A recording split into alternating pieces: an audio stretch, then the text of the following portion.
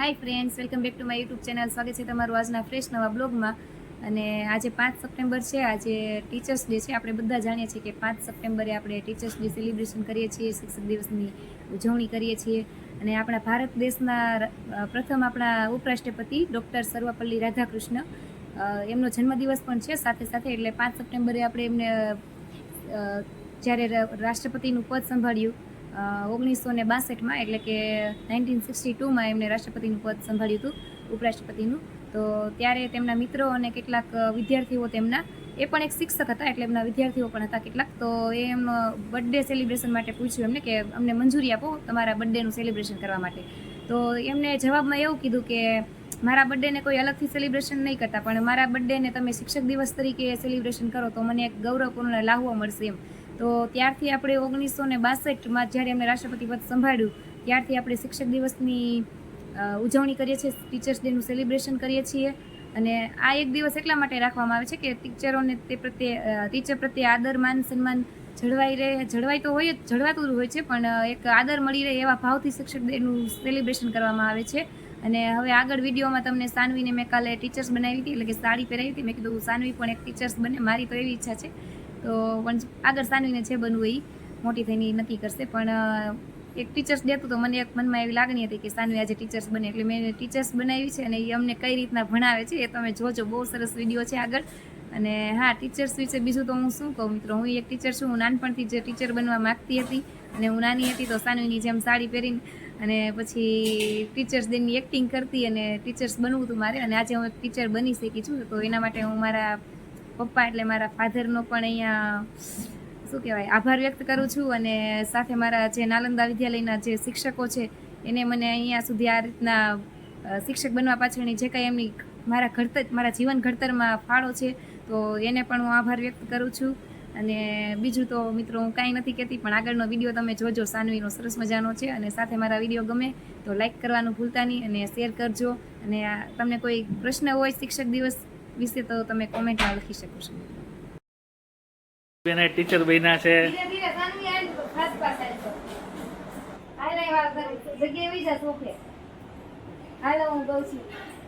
Good morning teacher.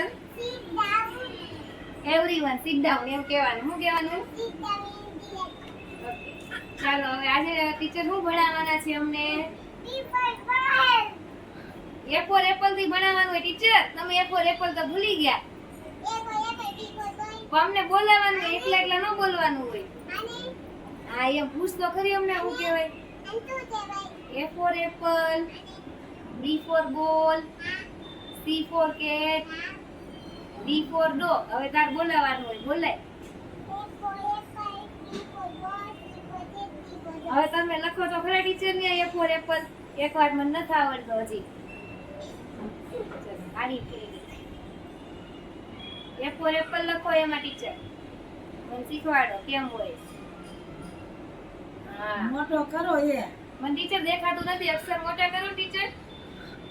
B for ball કરો હવે એની બાજુમાં.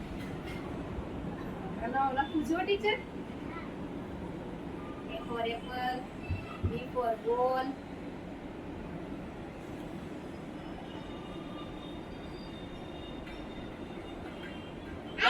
હા લખું છું ટીચર.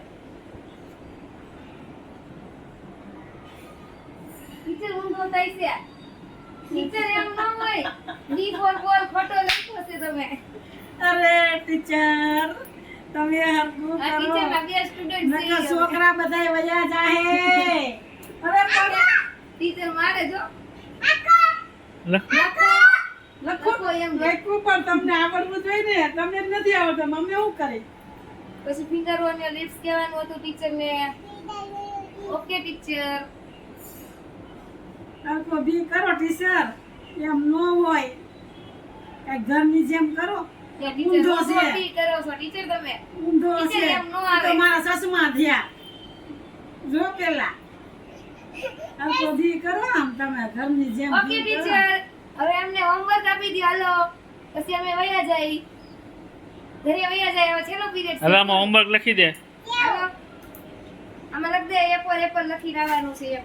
એ આ આમ ટીચરમાં નોટમાં છે ઉમાં લઈ લે ને આગળ પેલું આમ લઈ લે ને ગમે એ પે હાલો આમાં લખી દો હાલો અમને એ ફોર એપલ લખીને આવવાનું એમ કહી દો